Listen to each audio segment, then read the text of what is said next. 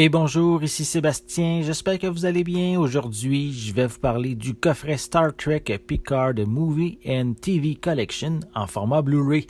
C'est distribué par Paramount et on peut se le procurer en magasin depuis le 15 octobre 2019. L'ensemble comprend les épisodes de la série Star Trek The Next Generation, soit Best of Both Worlds et Chain of Command.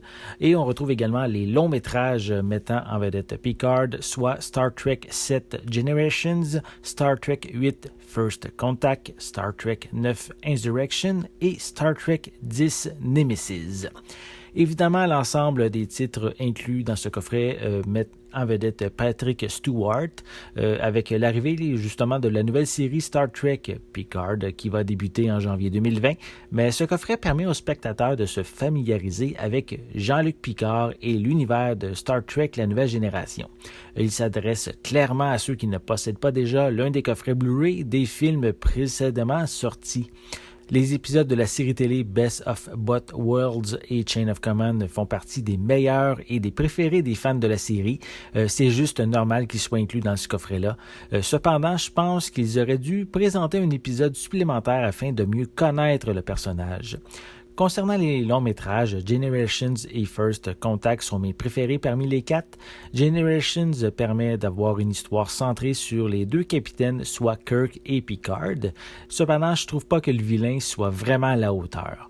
Tant qu'à First Contact, son histoire est excellente tout en servant de suite aux épisodes Best of Both Worlds que j'ai mentionnés auparavant.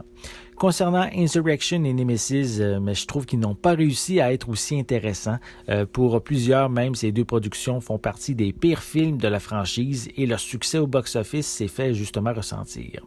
On retrouve plusieurs pistes sonores sur les différents titres et ce serait un petit peu complexe de tout mentionner. Je peux quand même dire qu'on y retrouve des pistes en anglais et en français sur chacun des épisodes et des films. Je vais ajouter la liste complète sur la fiche du film sur mon site ciné-techno.com. Pour les suppléments, c'est également la même situation. Il y en a vraiment beaucoup et je ne vais pas ici les énumérer. Je vais également les ajouter sur mon site web. Je peux malgré tout mentionner qu'on retrouve des commentaires audio, des bandes annonces, des bloopers, des scènes supprimées, des entrevues avec les membres de la production et des segments en coulisses lors du tournage. Finalement, le coffret inclut un mini comic book exclusif de 16 pages intitulé Star Trek Sky's the Limit, présentant Picard dans une toute nouvelle histoire originale destinée à montrer au lecteur le genre de capitaine de Starfleet qu'il est ainsi que son identité personnelle.